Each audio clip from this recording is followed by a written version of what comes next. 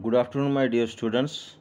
I am Dr. Deepak More, Assistant Professor, Department of English, Sanjuni Mahavidyalaya, Chapoli.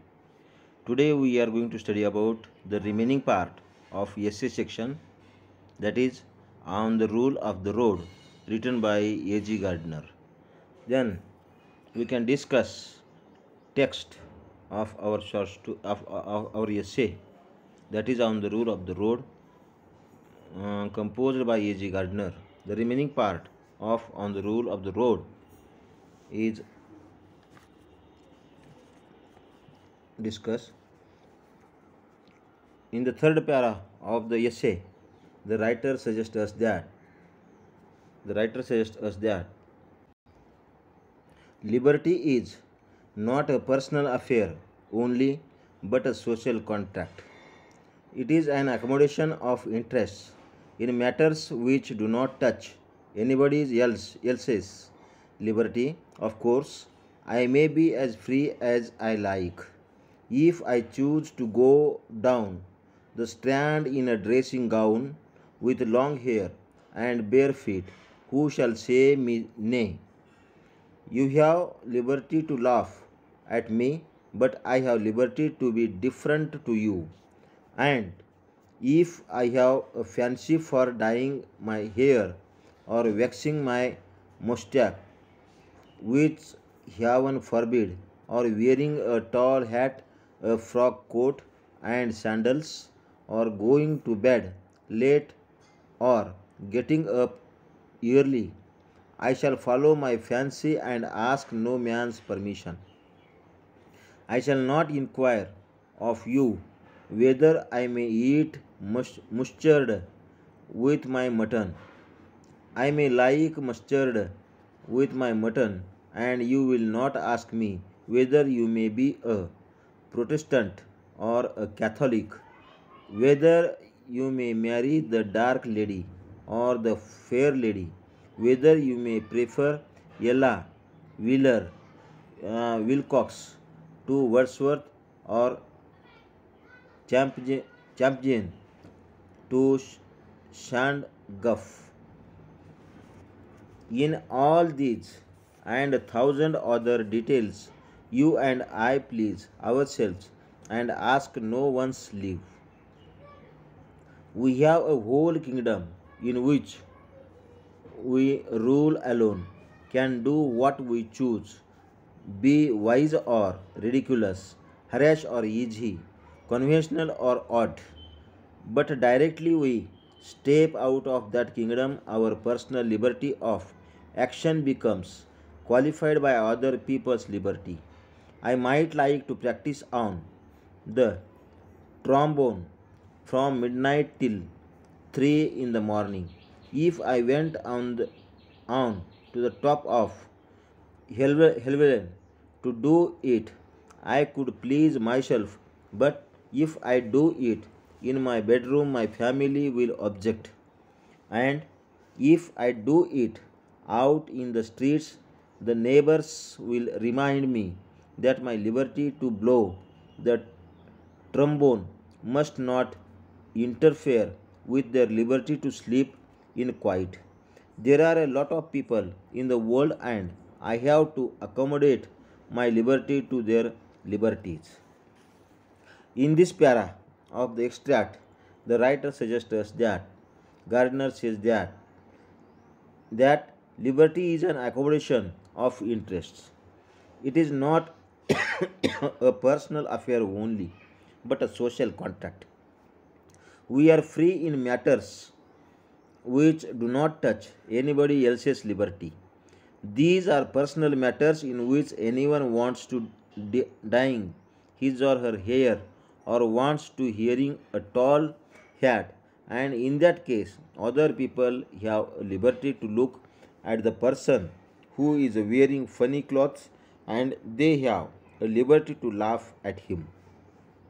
But at the same time, the person who is wearing the funny clothes has the liberty to ignore such people our own mind.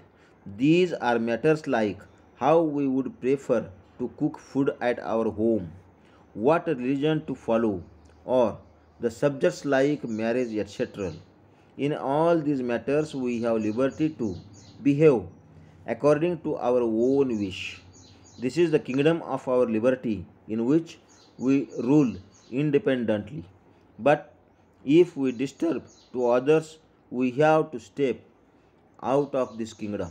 We have liberty to play musical instruments whenever and wherever we like, but if that sound disturbs the neighbors, we are missing our liberty.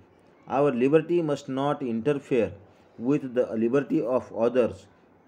The narrator described a railway journey where he wanted to read a book quietly, but one of the fellow travelers began talking loudly and he was unable to concentrate on the book.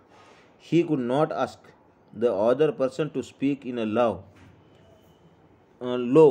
voice because maybe the person would not have liked it, but the person should have taken care not to disturb anyone with his talk.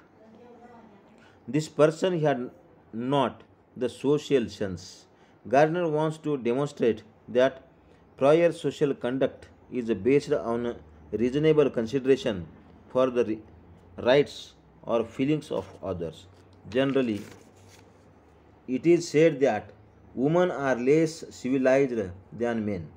He gave the example that at the ticket count, a well dressed woman would thrust herself in front of a man in the queue because she knows that men do not oppose her and men do not break the queue.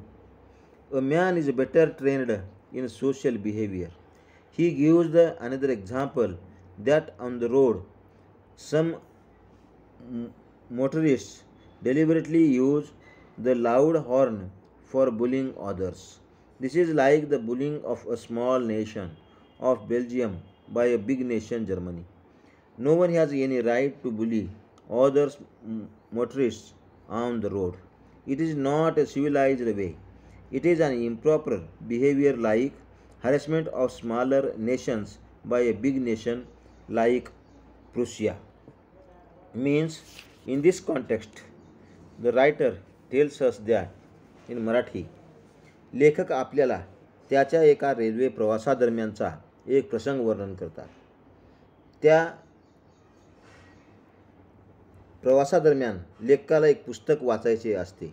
अर्थात लेखक ते पुस्तक आनंद प्राप्त करण्यासाठी वाचत नसून एक वकील म्हणून सखोल वाचन करण्यासाठी वाचत असतात आणि अशा वेळी आजूबाजूला शांतता असणे गरजेचे असते.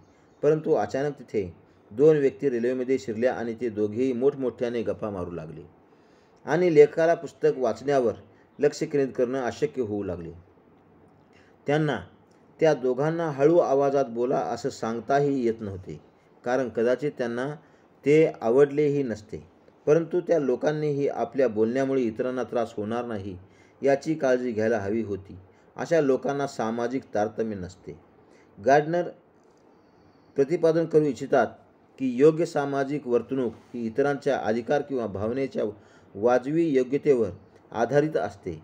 सामान्यतः असं म्हटलं जातं की स्त्रिया या पुरुषापेक्षा कमी सुसंस्कृत असतात. एक स्त्री जी सुंदर पोशाख परिधान करून तिकीट कार्यालयामध्ये माणसांच्या रांगेमध्ये घुसते कारण पुरुष तिला विरोध करत नाहीत आणि पुरुष रांगही मोडत नाही. एक पुरुष सामाजिक वर्तणूक व्यवस्थित जाणतो. गार्डनर यांचा असा विश्वास आहे की सामान्य लोकांचे आणि शांत लोकांचे अधिकार हे एखाद्या छोट्या राष्ट्राचा अधिकार राखून ठेवल्यासारखे महत्त्वाचे आहेत. रस्त्यावर काही वाहनधारक मुद्दाम इतरांना त्रास देण्यासाठी मोठ्याने हॉर्न वाजवतात. ही छळणूक म्हणजे जर्मनीसारख्या मोठ्या राष्ट्राने बेल्जियमसारख्या छोट्या राष्ट्राला छळल्यासारखे आहे. म्हणजेच रस्त्यावर इतर वाहनधारकांना मुद्दाम त्रास देण्याचा कोणालाही अधिकार नाही. हा सुसंस्कृत मार्ग आहे. Then in the next para of our short essay, the writer tells us that we are all liable to forget this, and Unfortunately, we are much more conscious of the imperfections of others in this respect than of our own. I got into I got into a railway carriage at a country station and other morning and settled down for what the schoolboys would call an hour's short at a blue book. I was not reading it for pleasure. The truth is that I never do read blue books for pleasure. I read them as a barrister reads a brief for the very humble purpose of turning an honest penny out of them. Now, if you are reading a book for pleasure, it doesn't matter what is going on around you. I think I could enjoy Tristaram Shandy or Treasure Island in the midst of an earthquake.